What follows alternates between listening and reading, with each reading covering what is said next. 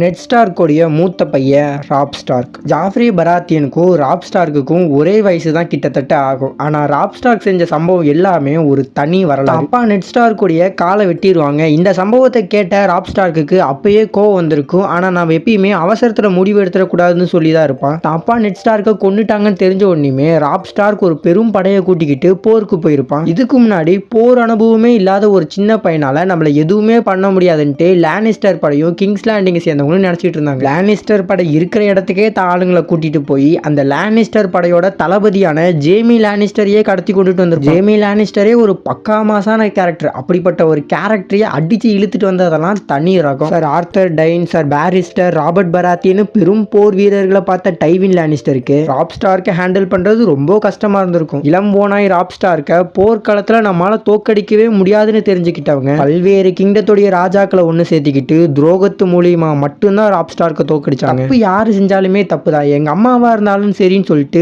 ராஜாவுக்கு உரிதான அந்த 10 பண்புகளுமே rap Stark பக்காவா இருந்திருக்கும். போர்க்களத்தையே பார்க்காத ராப் ஸ்டார்க் போர்க்களம் தான் வாழ்க்கைன்னு இருந்த பல பேத்துக்கு பைத்தியம் பிடிக்க வச்சிருப்பான். ராப் ஸ்டார்க்கை கொஞ்சம் எபிசோட்ஸ் தான் காட்டியிருப்பாங்க. இன்னும் கொஞ்சம் எபிசோட்ஸ் காட்டியிருந்தாங்கன்னா வில்லன்களை எப்படி ராப் ஸ்டார் கிட்ட இருந்து காப்பாத்துறதுன்னு டைரக்டருக்கே தெரியாம போயிருக்கும். ராப் ஸ்டார்க்குடைய கேரக்டர் ரேட்டிங்லாம் சந்தேகமே வேணாம், 10 out of 10 தான்.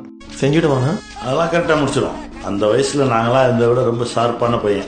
ஒண்டியாக செஞ்சுட்டு போயினே இருப்பான்.